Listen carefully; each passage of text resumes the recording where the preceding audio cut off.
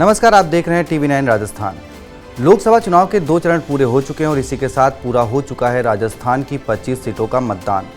इस बार राजस्थान का लोकसभा चुनाव बीजेपी और कांग्रेस के साथ ही साथ निर्दलीय उम्मीदवार की जबरदस्त टक्कर के लिए याद रखा जाएगा।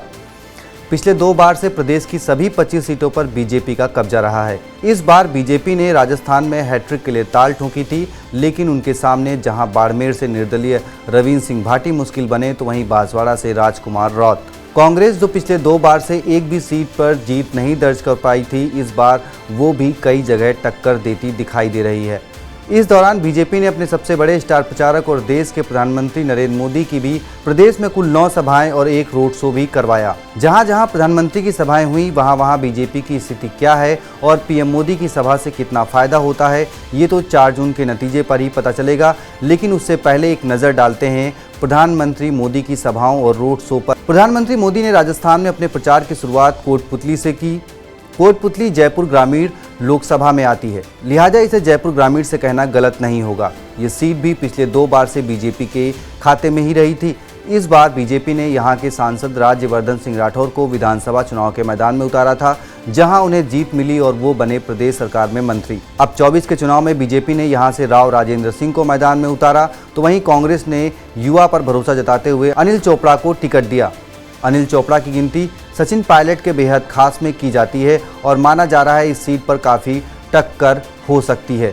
कोटपुतली के बाद प्रधानमंत्री ने दूसरी सभा की थी चूरू में, जहां बीजेपी के उम्मीदवार के सामने मैदान में ताल ठोक रहे हैं बीजेपी के ही वर्तमान सांसद रहे राहुल कस्वां। राहुल कस्वां ने टिकट कटने के चलते बीजेपी से इस्तीफा देते हुए कांग्रेस ज्वाइन कर ली थी। अब इस सीट पर देखा जाए तो पिछले करीब 30 सालों से बीजेपी का ही कब्जा रहा है, लेकिन वो कस्वां परिवार का ही रहा है। ऐसे में इस सीट पर जीत हार दोनों ही दलों के लिए काफ़ी मायने रखती है। चूरू के बाद प्रधानमंत्री ने रुख किया था अजमेर के शहर पुष्कर का, जहां बीजेपी ने अपने मौजूदा सांसद भागीरथ चौधरी को एक बार फिर से मौका दिया है। लेकिन भागीरथ चौधरी को बीजेपी ने विधानसभा चुनाव में भी मैदान में उतारा था, जहां उन्हें हार का सामना करना पड़ा था।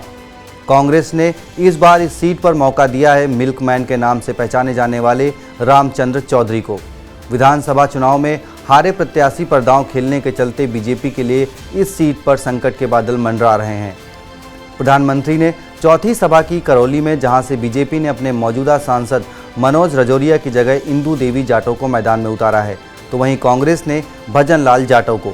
अब धौलपुर पूर्व सीएम वसुंधरा राजे की ससुराल है और वर्तमान में राजे की बीजेपी में सक्रियता को लेकर सवाल के बीच इस सीट पर भी संकट मंडराता दिख रहा है। करौली के बाद प्रधानमंत्री की एंट्री हुई बॉर्डर इलाके की सीट बाड़मेर में, जहां इस बार मामला कांग्रेस वर्सेस बीजेपी से बढ़कर त्रिकोणीय हो गया है। दरअसल यहां पर विधानसभा चुनाव में बीजेपी से बागी और शिव विधानसभा से विधायक रविंद्र सिंह भाटी ने भी ताल ठोक रखी है। बीजेपी ने अपने मौजूदा सांसद और केंद्रीय मंत्री को मौका दिया है, तो वहीं कांग्रेस ने आरएलपी से आए उमेदाराम बेनीवाल को उम्मीदवार बनाया है। कहा जा रहा है बीजेपी के लिए ये सीट साख का सवाल बन गई है। बाड़मेर में सभा वाले दिन ही पीएम मोदी ने सचिन पायलट के गढ़ में भी सेंध लगाने का प्रयास करते हुए दौसा में रोड शो किया था। इस सीट पर पिछले 2 बार से बीजेपी का ही कब्जा रहा है। 2014 में यहां से हरीश मीणा, तो वहीं 2019 में जसकौर मीणा को बीजेपी ने मैदान में उतारा था। अब हरीश मीणा कांग्रेस की ओर से टोंक में लोकसभा के प्रत्याशी हैं और जसकौर मीणा का बीजेपी ने इस बार टिकट काटते हुए कन्हैयालाल मीणा को मौका दिया है। कांग्रेस ने इस सीट पर पूर्व मंत्री और मौजूदा विधायक मुरारीलाल मीणा को मौका दिया है, जो कि सचिन पायलट के खासम खास हैं। ये तो था पीएम मोदी के पहले चरण की सभाओं का ब्यौरा। अब अगर बात दूसरे चरण की जाए तो प्रधानमंत्री ने पहली सभा जालौर के शहर भीनमाल में की। जालौर सीट पर भी बीजेपी ने अपने मौजूदा सांसद देवजी पटेल की जगह लुम्बाराम चौधरी को मौका दिया है, तो वहीं कांग्रेस की ओर से उम्मीदवार हैं वैभव गहलोत। वैभव गहलोत पूर्व मुख्यमंत्री अशोक गहलोत के बेटे हैं और 2019 में वो जोधपुर से गजेंद्र सिंह शेखावत के खिलाफ उतरकर हार का सामना कर चुके हैं। दूसरे चरण में बाड़मेर के बाद सबसे चर्चित सीट है बांसवाड़ा। यहां से बीजेपी ने कांग्रेस से आए महेंद्रजीत मालवीय को मैदान में उतारा है, तो वहीं कांग्रेस ने बीएपी के साथ गठबंधन करते हुए यहां बीएपी के उम्मीदवार राजकुमार रौत का समर्थन किया है।